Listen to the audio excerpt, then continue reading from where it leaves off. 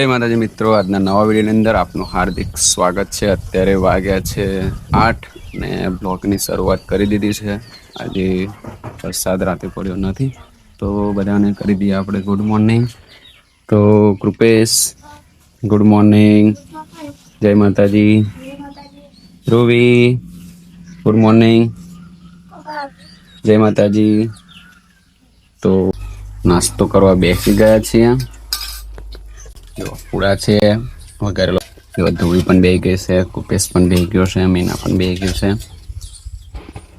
તો ચાલો નાસ્તો કરી લઈએ। જો ધોળી ખાય છે દહીં અને વઘારેલો રોટલો। પૂજો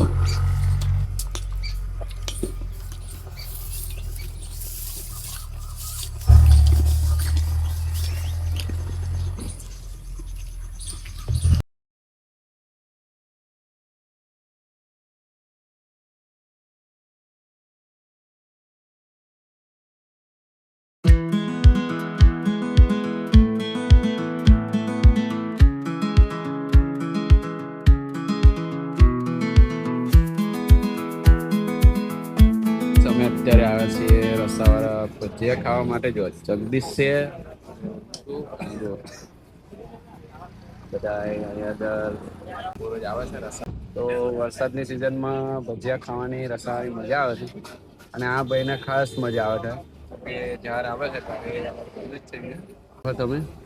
તો ચાલો રસાવાળા ભજીયા આનંદ લઈએ। બેઠવાથી આવી ગયા છીએ ગભરિયાનો કટ્ટો લઈ।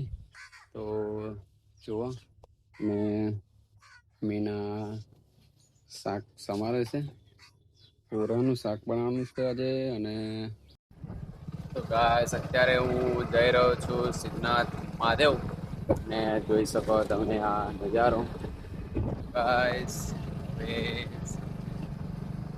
બના રહેજો તો તમને પણ બતાવીશું સિદ્ધનાથ મહાદેવ મંદિર અને સાથે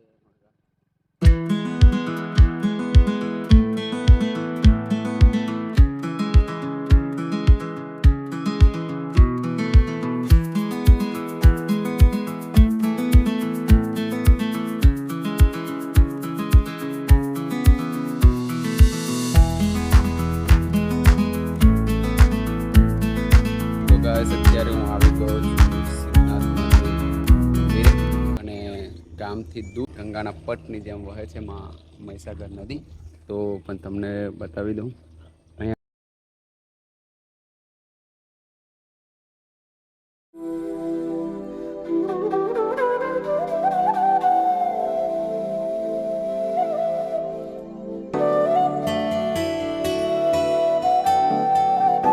છે સિદ્ધનાથ મહાદેવનું મંદિર। તો અહીંયાથી સિદ્ધનાથ મહાદેવજીના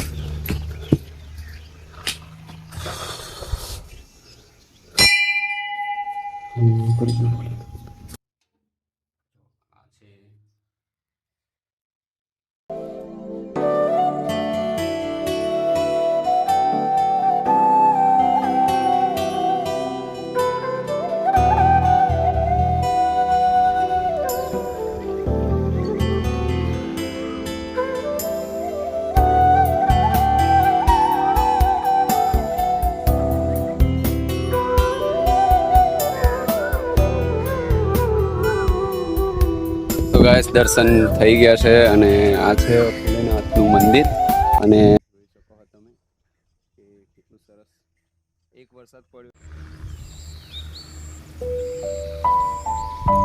તો અહીંયા અમારા વડવાઓ જે અમારા ઉંમરલાયક વ્યક્તિઓ છે, જે અમારા વૃદ્ધો છે, દાદા છે, બા છે, એવી વાતો કરે છે કે સિદ્ધનાથ મહાદેવજીના દર્શન કરવાથી અને એ ટેકરા પર જવાથી શાંતિનો અનુભવ થાય છે। ગમે જેટલો થાક લાગ્યો હોય પણ ઉતરી જાય છે એવું અમારા ઘડિયાઓ કહે છે। હજુ પણ એ વાત સાચી છે કે અહીંયા આવવાથી શાંતિનો અનુભવ થાય છે। તો એ વાતનું ફિલિંગ પણ હું પણ જાણું છું, કેમ કે એક બે વર્ષ પહેલાં હું આવતો, સવારમાં આવવાનું, સાંજે જવાનું, બસ પ્રભુની સેવા કરવાની એ જ કરતો। ભૈરવ દાદાનું મંદિર અને અહીંયા પણ એક મહારાજ રહે છે। તો અત્યારે મહારાજ નથી, નકર તમને દર્શન કરાવત। તો હવે આપણે જવાનું છે ઘરે તો હવે ઘરે જઈને મળીએ. ચાલો.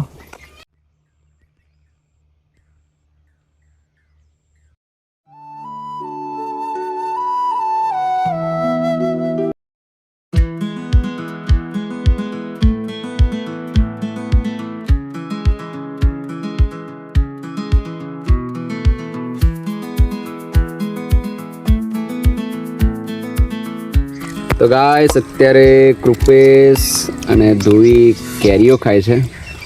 જોવો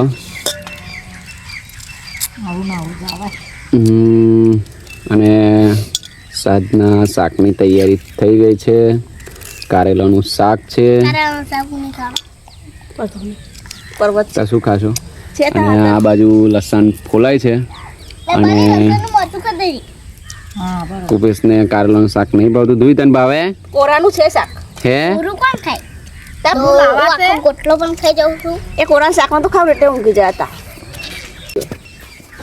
તો પેલો કશું નહાડા ચટણી કોઈ આ જયા તીરી કોપા હાગે અહીં નહીં આવી આ ગતી રહી એ હતી બાવરી આગળ તે ગઈ એમ ત્યાં નથી ખાવા નહીં પણ ગતી રહી જો હું જો એટલે ખોખવેલું એ મારી પ્લાસ્ટિકની વીટ્યા એ જો બીક નહીં રાખવી બા હું તો એકદમ પૂરો લેવા જયા હતા એવું તો લગાડું હળદ આમ પાયો મારે ને હળદ દેખની નાખરી પેન્ટમાં એ ગતી રહી પણ થઈ એટલે આપણે શાંતિ થઈ ગઈ. રાતે જ મેં હતી રાતે હું ઉઠ્યો ને તે લાઈટ ચાલુ કર્યો ને તે ઉપર હતી. મય ઘરમાં બેઠેલી આંગલે બે આંગલે ને મોભે આંગલ ના અંદર હતી બહાર લટકતેલી એટલે હું ઘરમાં નહીં હો ઘરમાં એટલે નહીં હુઈ જતો. અમે કઈ ઘરમાં ઊંઘી જાય તને આહરી લખેલ નહીં તો પપ્પાએ રોમે નહીં કર્યો આ ચાપુ તો લઈને તરીકે વ્યસ્ત જ નહીં તને બાદ બાદથી ના કરી આવા મારે શું શીખી કરો મારે લુગડા વાહનો ખાવા પોતું ખાલી વાહનો કરતી દે મારે આખો દાડો કામ જ કર્યા કરવાનું કુબલા કહું ને એમાં કઈ ભરે દે તો તઈ ચાલુ લહન દેતા ભૂલ કારો કરી દે તો ગાઈસ અત્યારે જમવા બધા બેસી ગયા છે અને શાક છે કારેલાનું, મરચાંની ચટણી છે, અથાણું છે, બપોરનું શાક છે, રોટલી છે અને જો કૃપેશ પણ બેસી ગયો છે, મીના પણ બેસી ગઈ છે. પીએ જમી લીધું છે તો આપણે હવે જમી લઈએ. તો ચાલો હવે મમ્મી બાકી છે એ બધા ફીલ પર બેઠી છે અને જોઈ લો ટોમી પણ જમવા તૈયાર થઈ ગયું છે અને મમ્મી બનાવે છે કઢી બનાવે છે. તો ચાલો જમી લઈએ હવે. વિડીયોને આપણે અહીંથી એન્ડ કરીશું. વિડીયો ગમ્યો હોય તો લાઈક કરજો, શેર કરજો અને સબસ્ક્રાઈબ કરજો.